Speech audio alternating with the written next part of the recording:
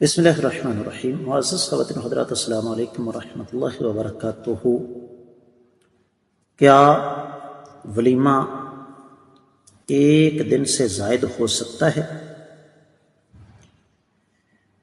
یا دوسرے لفظوں میں ایک دن سے زائد ولیمہ کرنے کی شرعی حیثیت کیا ہے؟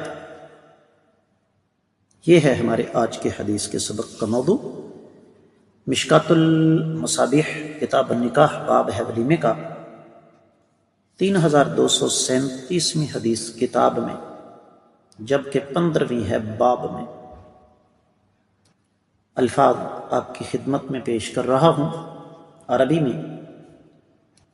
وعن ابن مسعود قال قال رسول اللہ صلی اللہ علیہ وسلم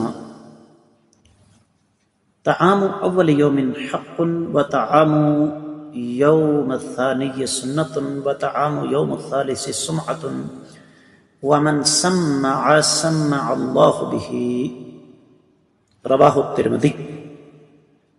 معزز خواتین و حضرات، حدیث کا تفصیلی حوالہ نوٹ فرمائیے۔ سنن ترمذی کتاب النکاح 10واں باب ہے ولیمے کا، 1097ویں حدیث ہے۔ اور اس حدیث کے حوالے سے میں آپ کی خدمت میں عرض کر دوں کہ اہل علم نے اس کو ضعیف قرار دیا، اور ضعیف قرار دینے والوں میں شیخ البانی رحمۃ اللہ علیہ، امام ابن العراقی، شیخ ابن عثیمین، شیخ ابن باز، حافظ ابن حجر، اور اسی طریقے سے دیگر اہل علم شامل ہیں۔ اور جہاں تک اس بات کا تعلق ہے کہ حافظ امام ابن کثیر رحمۃ اللہ علیہ نے اس کو حسن قرار دیا، تو اس پر تو شیخ مبارک پوری نے تحفۃ الحفظ میں بھی لکھا ہے کہ لہو شواہد یدل مجموعها ان للحدیث اصلا، کہ اس کے شواہد ہیں جو بتاتے ہیں کہ اس حدیث کی کوئی نہ کوئی اصل ضرور ہے، جبکہ صحیح بات یہ ہے کہ اس میں زیاد بن عبداللہ البکائی اور اس کے استاد عطا بن صائب، ان دونوں پر سخت قسم کی جرح ہے۔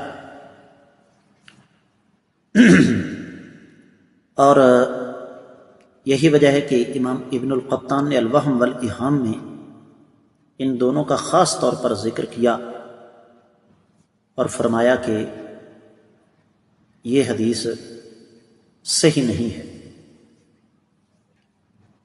تو حاصل کلام یہ ہے کہ یہ حدیث سند کے اعتبار سے کم از کم الفاظ کے ساتھ یوں کہا جا سکتا ہے کہ مشکوک ہے۔ باقی جہاں تک تعلق ہے ایک سے زیادہ دن ولیمہ کرنا، تو یہ انسان کی اپنی جیب پر اس کا دار و مدار ہے۔ اگر روزانہ نئے لوگ مدعو ہیں، جس طرح کے پرانے زمانے میں دور دراز سے لوگ آتے تھے، تو اس میں کوئی حرج والی بات نہیں، بلکہ امام بخاری رحمۃ اللہ علیہ تو